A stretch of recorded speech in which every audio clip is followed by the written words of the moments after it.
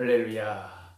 365일 성경 통독 31일째 꿀송이 보약 큐티 시간입니다.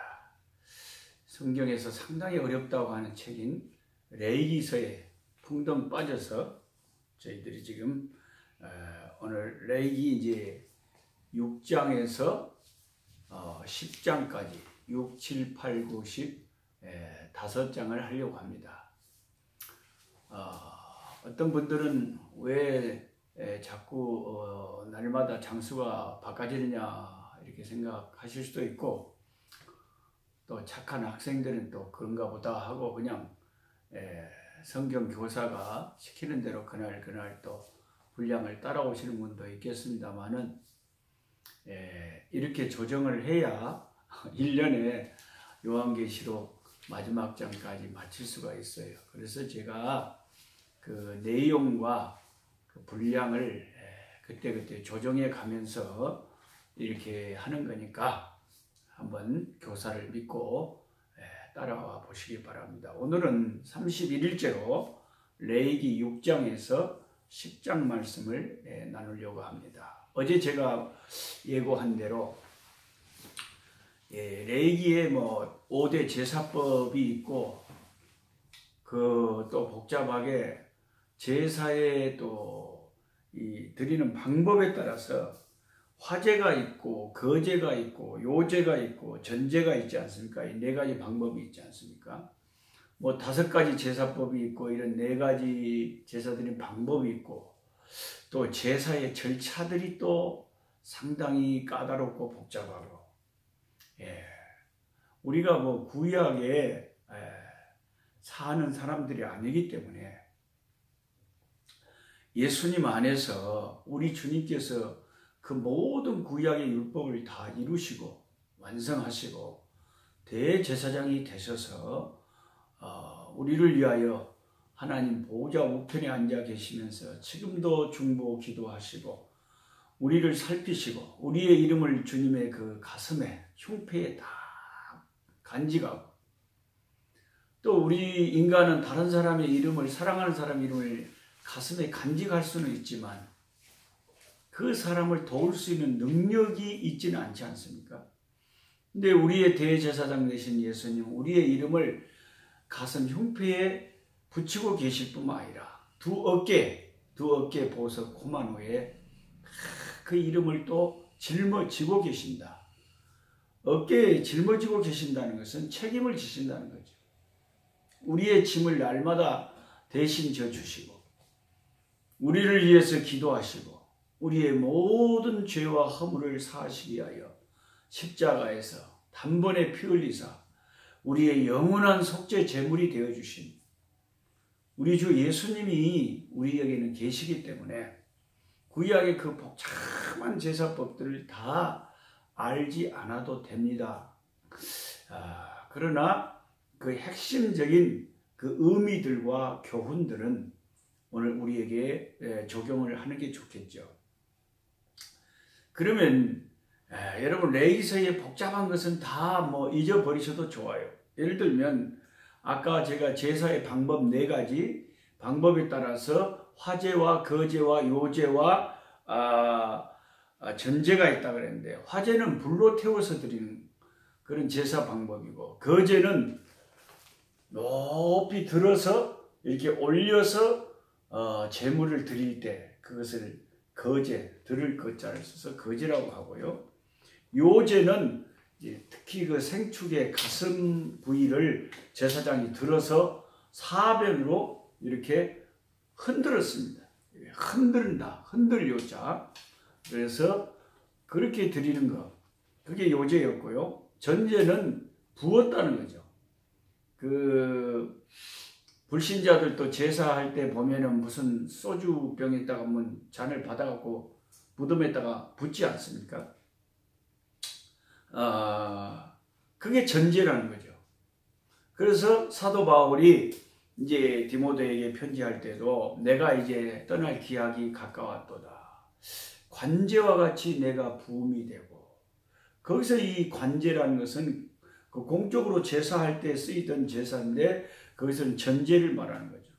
내가 그 포도주나 기름을 완전히 이렇게 제단에 부어서 드리는 제사 방법이었는데, 내 몸, 내 일생 전체를 하나님 예수 그리스도의 복음을 위해서 다 희생하고 부었다. 내 모든 걸 다 쏟아 바쳤다. 그런 뜻으로 내가 관제와 같이 벌써 제단에 부음이 되고 전제처럼 부음이 되고 나의 떠날 기약이 가까웠다. 그런데 이제 후로는 나를 위하여 의의 면류관이 예비되었은즉 나뿐만 아니라 주님의 나타나심을 사모하는 모든 자에게니라. 이렇게 사도 바울이 참 마지막 떠날 때 하신 말씀이 기억이 나지 않습니까? 그때 전제, 부어서 드리는 제사, 요제, 흔들어 드리는 제사, 거제, 들어 올려서 드리는 제사, 화제, 불에 태워서 드리는 제사, 이런 다양한 제사의 방법들이 있었는데, 또 이런 방법과 뭐 5가지 제사와 여러 가지 그런 세세한 것을 모르더라도 오늘 제가 여러분과 함께 꼭 나누고 싶은 이 제사 레위기서의 핵심 주제 중에 하나, 맥을 짚어드리려고 하는데, 그게 뭐냐면 향기라는 것입니다. 향기. 어제 레위기 6장까지 봤는데요. 오늘 7장부터 10장까지 보려고 하는데, 어제 그 6장 본 것 중에 15절에도 여호와 앞에 향기로운 냄새라, 향기로운 냄새라. 또 어제 6장 21절에도 여호와께 드려 향기로운 냄새가 되게 하라. 그러니까 향기로운 냄새가 되게 하라, 향기로운 냄새니라. 그러니까 레위기서에 나오는 그 모든 제사들은 하나님에게는 향기로운 냄새가 된다는 것. 이 주제를 확실히 하나 파악을 해버리시면 레위기서의 핵심을 파악을 했다고 해도 과언이 아니라고 저는 생각합니다. 아무리 여러분 성경 지식이 많아도 하나님이 정말 하시고자 하는 핵심을 놓쳐버리면 안 되겠죠. 우리는 향기로운 냄새라고 하는 이 제사가 하는 그 하나님의 말씀을 놓쳐서는 안 되겠는데요. 여러분 성경에 이 66권의 성경책에 향기라고 하는 이 단어가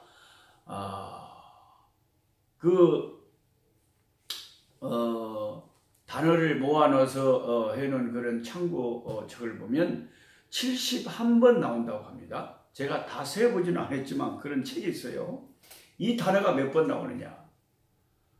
71번, 71번 이 성경책에 향기라고 하는 단어가 나온다는 겁니다. 그 71번의 향기라고 나오는 단어 중에 저희가 지금 공부하고 있는 이 레위기서의 향기로운 냄새니라, 이 향기라고 하는 말이 몇 번 나오느냐? 18번 나옵니다. 18번. 상당히 많이 등장하는 거죠. 그 6장에도 제가 방금 읽어드린 것처럼 여호와 앞에 향기로운 냄새가 되게 하라, 이것은 향기로운 냄새니라 18번이나 나온다는 것은, 그래서 레위기서를 공부했는데 향기에 대해서, 향기로운 냄새에 대해서 전혀 생각을 안 하고 지나갔다. 그러면 이제 핵심을 놓쳐버린 거겠죠.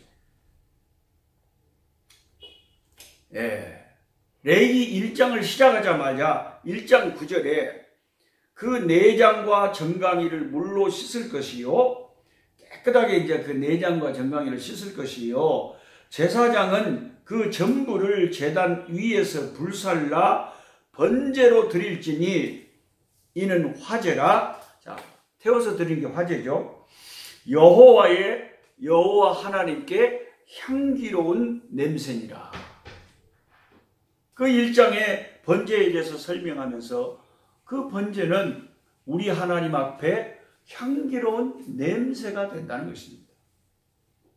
이렇게 성경에 레위기 1장부터 이 제사가 하나님 앞에 향기로운 냄새가 된다는 것을 말씀하고 있기 때문에 이 대목을 우리가 한번 주의해서 오늘 살펴보고 넘어가야 되겠습니다. 1장 13절에도 2장 2절에도 2장 9절, 2장 12절, 3장 5절, 3장 16절, 4장 31절, 6장 15절, 6장 21절, 8장 21절, 8장 28절, 16장 12절, 17장 6절, 17장 13절, 23장 18절 계속 이렇게 레위기서에 반복해서 향기로운 냄새다. 향기로운 냄새다.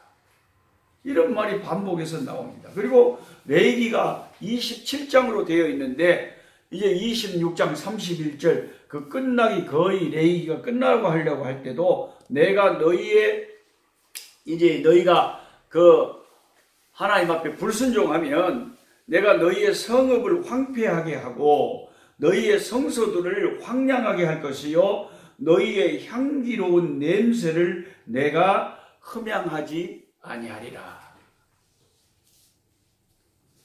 하나님께서 이스라엘 백성이 하나님의 언약을 저버리고 우상 숭배하고 하나님께 불순종하면 그 약속의 땅에 가더라도 하나님이 그 성읍을 황폐하게 할 것이고 너희의 향기로운 냄새를 내가 흠양하지 아니하리라.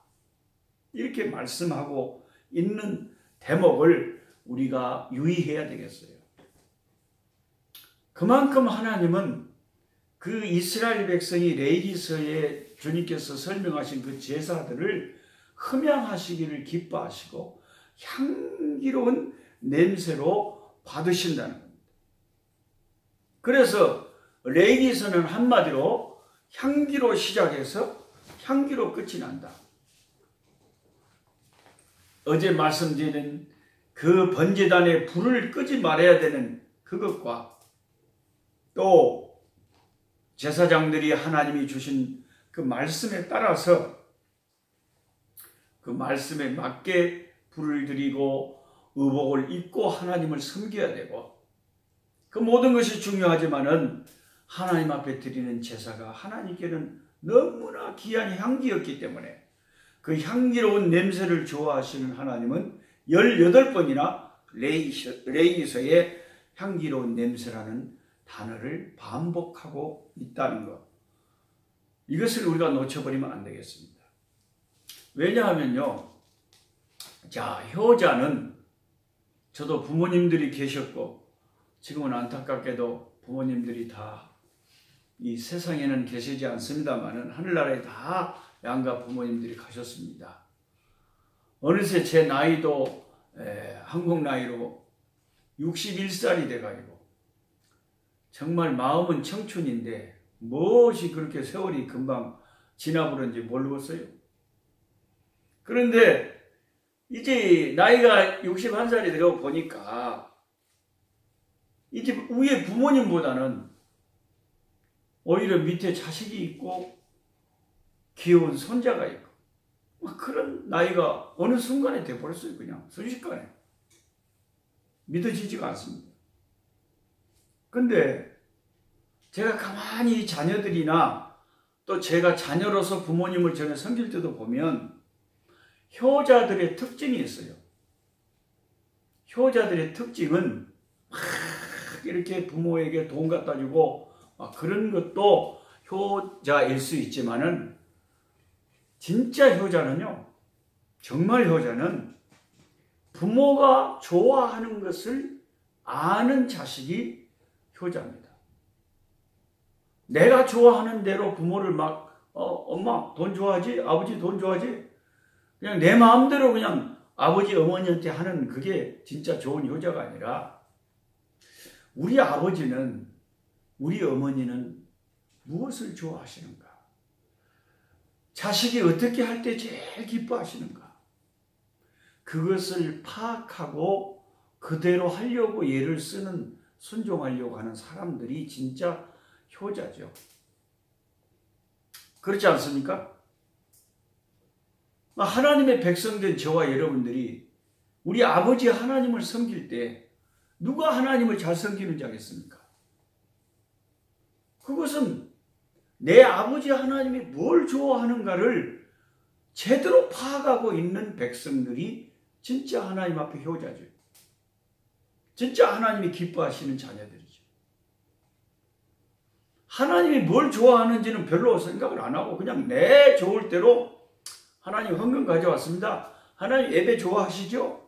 뭐 내 할 만큼 하는 거 아시죠? 하고 내 마음대로 하나님을 섬기는 것이 아니라 하나님은 어떤 것을 좋아하시는 어떤 성품의 하나님이신지 하나님이 좋아하는 것을 제대로 파악하고 있는 그 백성들이 진짜 하나님이 기뻐하시는 효성스러운 하나님의 자녀들이라는 것입니다.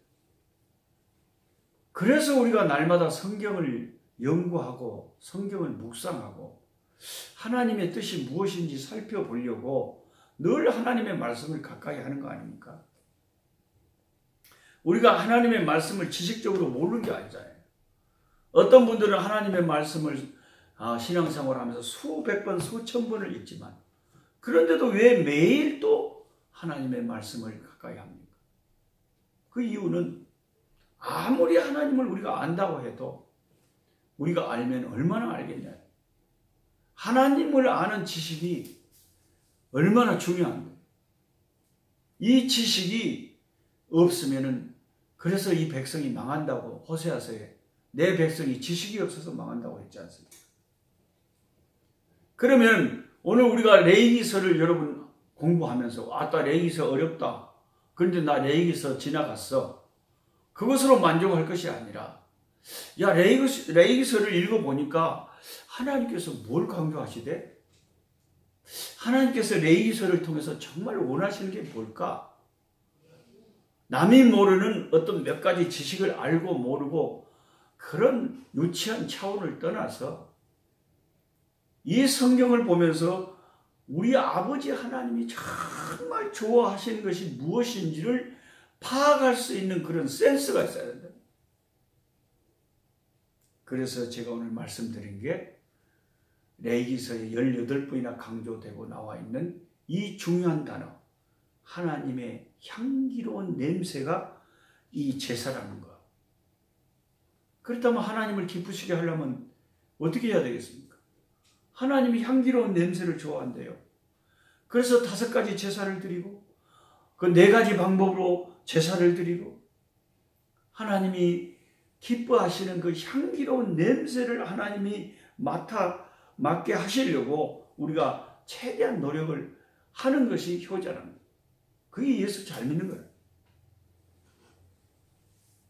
고린도후서 2장 14절에 사도 바울은 우리는 그리스도의 향기라 그랬지 않습니까? 우리가 예수님의 향기가 되고 하나님 앞에서는 예수 믿는 저와 여러분이 그리스도의 향기라는 것입니다.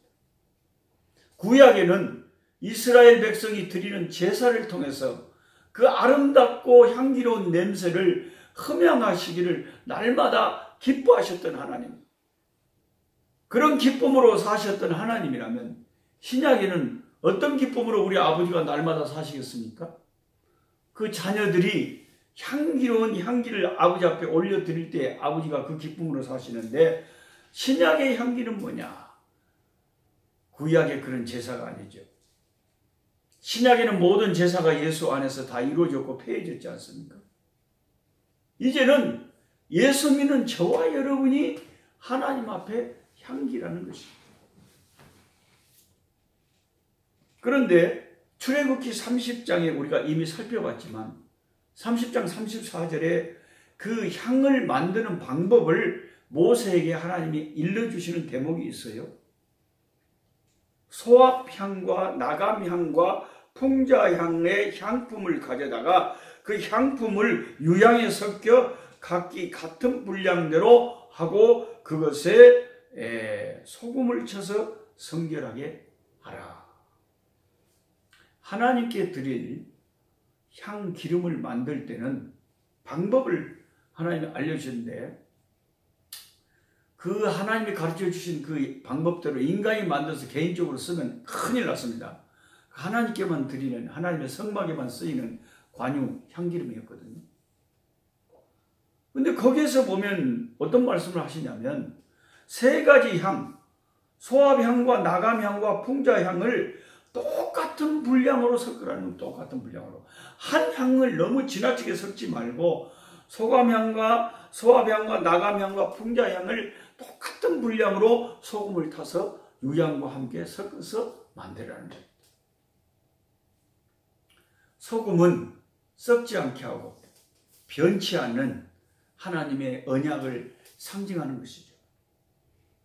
그러니까 하나님이 우리에게 요구하시는 그리스도의 향기인 우리한테 어떤 향기를 하나님이 좋아하시는 향기일 것 같습니까? 어떤 분은요, 이렇게 균형을 이루지를 못해요. 하나님은 세 가지 향기가 똑같은 분량으로 있기를, 그 성분이 들어간 향을 좋아하신다니까요. 저 어떤 교인 보십시오.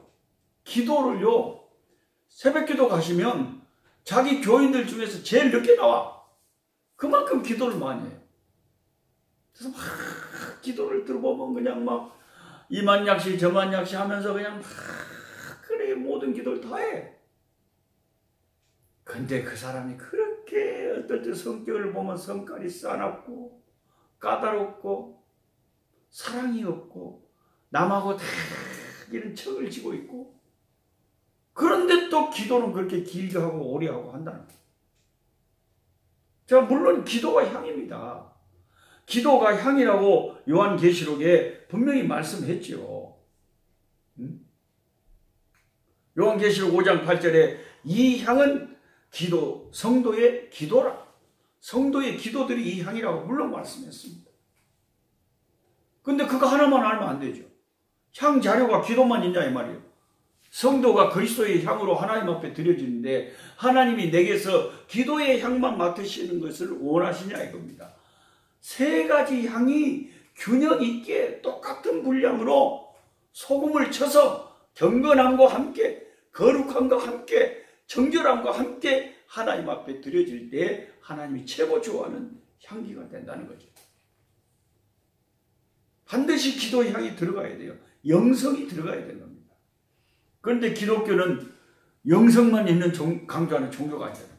혼과 육과 영이 있잖아요. 바깥들이 있고 성소가 있고 지성소가 있잖아요. 한 곳에 치우치면 안 돼요. 하나님이 지성소에만 머무시는 하나님이 아니고 하나님이 성소에서도 영광을 받으시고 하나님이 성소에서만 영광을 받으시는 게 아니라 하나님 바깥들에서도 영광을 받으시잖아요. 세 군데서 다 제사장들이 다 활동을 하잖아요. 그렇게 균형을 맞춰야 됩니다. 우리의 혼과 영과 육이 하나님 앞에서 균형 잡힌 모습으로 예수 그리스도의 향기를 발해야 된다.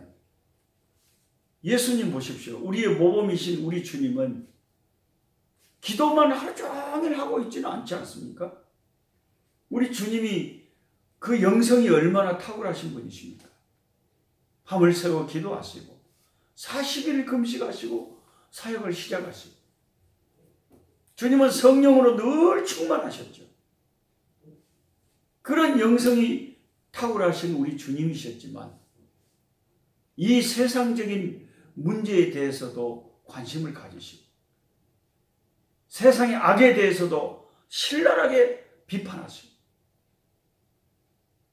불쌍한 이웃에 대해서는 늘 불쌍히 여기시고 동정심을 가지시고 이 사회 문제에 대해서도 하나님께서 균형 있게 주님께서 관심을 가지셨고 우리 육신의 이런 모든 문제에 대해서도 주님께서 관심을 가져주셨죠. 그래서 하나님께 드릴 향은 균형을 잡힌 영성, 말씀과 기도와 삶, 인격. 기독교는 영성과 윤리와 도덕과 말씀, 신비 이런 것들이 조화롭게 이루어져서 거룩함으로 경건함으로 소금을 쳐서 하나님 앞에 살아드릴 때 하나님이 여러분과 나를 보시고 그런 균형 잡힌 영성에 그렇게 참 향기로운 냄새라고 기뻐하시고 내가 이새의 아들 다윗을 만나니 내 마음에 합한 사람이라 이렇게 기뻐하신 것처럼 기뻐하신다는 것입니다. 그래서 오늘은 이 하나님께서 레위기서를 통해서 강조하는 것이 향기로운 냄새인데, 구약에는 제사로 하나님이 그 향기로운 냄새를 즐기셨지만 그 백성들의, 신약에 오늘 우리들은 그의 백성들, 저와 여러분들이 예수 그리스도의 이름으로 예수님의 피공로 아래서 하나님 앞에 하나님을 기쁘시게 할 때 나와 여러분을 통해서 하나님이 향기로운 향을 흠양하시는데, 우리는 항상 균형 잡힌 영성, 기도가 많아야 되고 하나님의 말씀이 늘 충만해야 되고, 하나님의 성령, 영성, 신비한 그런 것이 있어야 되고, 그리고 윤리와 사회적인 관심과 역사의식과 우리의 삶과 인격이 예수를 닮아가는 그런 모든 측면에서 균형 잡힌 하나님이 기뻐하시는 그리스도의 향기가 되어야 된다는 것입니다. 자, 이제 7장으로 넘어가시면 계속 제사법에 관한 여러 가지 말씀을 하시는데요. 13절 14절에는 유교병을 거제로 하나님 앞에 드린다고 했는데, 유교병이라는 것은 있을 유자, 누룩교자, 떡병자, 그래서 그 누룩이 있는 떡을 유교병이라고, 그것은 거제다. 거제라는 것은 들어 올려서 하나님 앞에 제사를 드릴 때 꼭 그걸 들어 올려야 돼요. 하나님 앞에. 그게 거제예요. 그게 뭡니까? 원래요, 하나님 앞에 우리가 이 누룩 있는 떡은 드리면 안 되잖아요. 그래서 하나님이 누룩 있는 병을 만들어서 거제로 드리라는 것은 뭐냐? 누룩이라는 것은 우리의 위선과 우리의 교만과 우리의 죄를 말합니다. 그럼 누룩 있는 병을 하나님 앞에 들어 올려서 드리라는 것은 내 죄된 이 모습, 우리 인간의 이 죄악된 모습 이대로를 우리 하나님 앞에 드리면서 그 예수 그리스도의 피로, 그 속죄 제물의 피로 사함받기를 원한다는 거죠. 항상 이런 것들은 번제물과 함께 드려졌던 것입니다. 그 다음에 이제 7장의 15절부터 쭉 이하를 보면 제물의 고기를 먹는 규례에 대해서 나와 있는데, 제물을 이제 하나님 앞에 드린 다음에 그 고기를 제사장과 가난한 사람들과 제물을 가져온 사람이 그걸 함께 먹었어요. 대부분 그날 다 그 고기를 먹었습니다. 근데 희생에 서운하면서 드린 그 희생의 고기는 서운을 위한 예물일 때는 다음 날까지 남겨두고 먹어도 됐다라고 7장에 쓰여 있고요. 그러나 3일 이상은 절대로 그 제물로 드린 고기를 남겨둬서 먹으면 안 됩니다. 3일 이상은 안 됩니다. 다음 날까지는 가능합니다. 왜 3일 이상은 남겨두면 안 되느냐? 고기가 썩잖아요. 썩은 것은 하나님 앞에 제물도 합당치 못하고, 그 고기를 먹는다는 것은 우리가 예수 그리스도의 피와 살을 먹는다고 신약에 말한 것처럼 그 제사에 참여하는 의식 중에 하나거든요. 그러니까 그 제물이 제물로서 기능을 발휘할 때 먹어야 되는데 썩어버린 것을 먹어서는 안 되죠. 그래서 하나님 그렇게 말씀하신 것이고요. 그 다음에 생축을 요제로 드릴 때 30절에 제사장은 짐승의 가슴을 하나님 앞에 흔들어서 요제로 사방으로 흔들어서 드리라고 했습니다. 대체적으로 요제로 드린 것은 제사장 몫이었습니다. 거제로 드린 것이거나 요제로 드린 것은 제사장 몫이었다고 합니다. 근데 지금 요즘 건강을 생각하는 현대인들의 생각에 보면 그 구약의 제사장들의 건강이 좀 걱정이 되긴 해요. 왜냐하면 매번 고기를 먹어야 되잖아요. 왜 백성들이 계속 가져오니까. 그거 드린 다음에 같이 먹어야 되잖아요. 그럼 위도 좋아야 되고 몸에 그렇게 고기만 먹어서 이게 건강이 어쩔지. 그러니까 하나님께서 자기 종들, 성막에 봉사하는 자기 종들을 아버지께서 지켜주셨다고 하는 그 하나님의 능력으로 우리가 사는 것이지, 인간 사람의 상식으로는 건강이 별로 안 좋을지도 모르겠다 이런 생각이 들 수도 있죠. 그 다음에 이제 레위기 8장으로 가시면은 제사장의 이임식, 우리가 이미 출애굽기에도 다 했습니다만은 그 위임식을 7일 동안 치렀지 않습니까? 근데 위임식을 위해서 모세가 이제 아론과 그 아들들을 다 데려와서 의복을 준비하고 또 이제 그 머리에 바를 관유를 준비하고 속죄제로 수송아지를 준비하고 무교봉을 준비하고 온 해중을 모아가지고 참 이제 제사장들을 씻긴 다음에 옷을 쫙 입혀서 7일 동안 성대하게 제사장의 위임식이 거행되었음을 8장이 말하고 있습니다.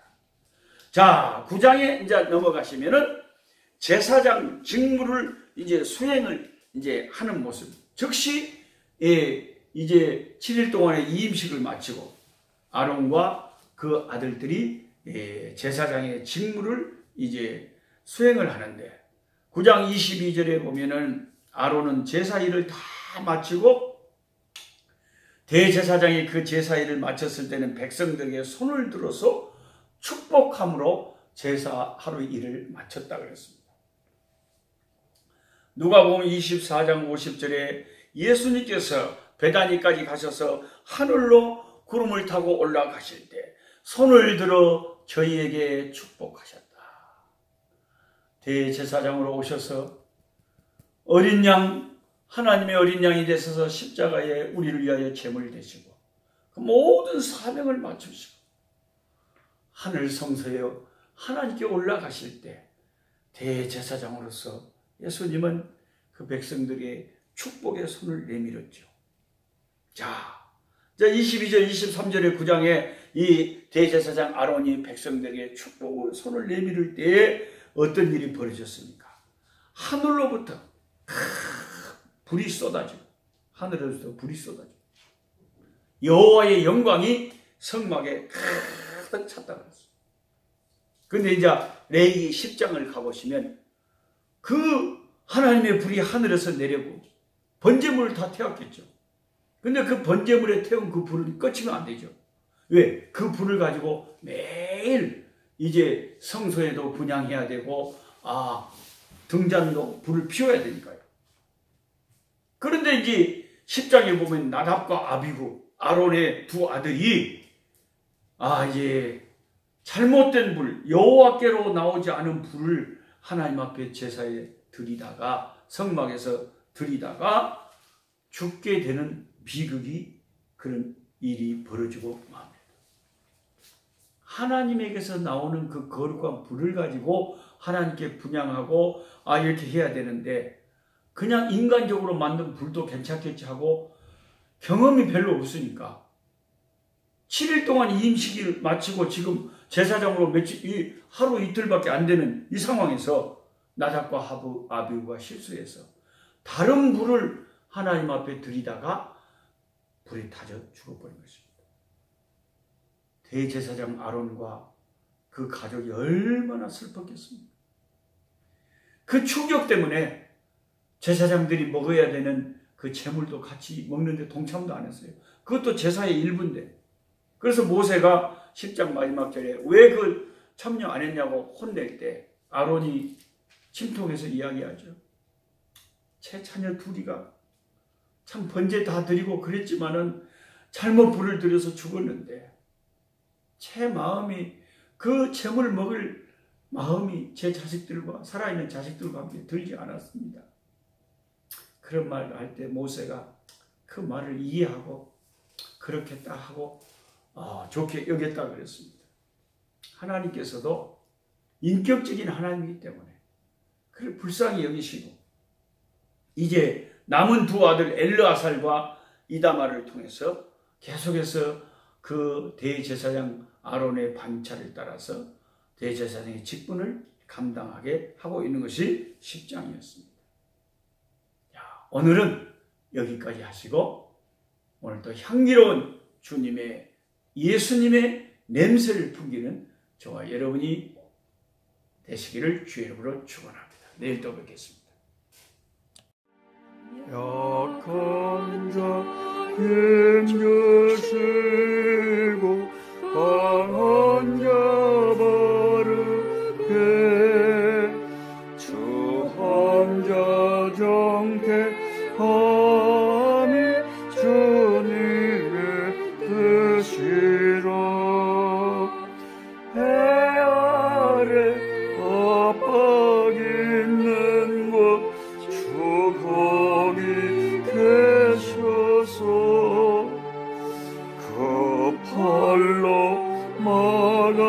주시어 종이고 소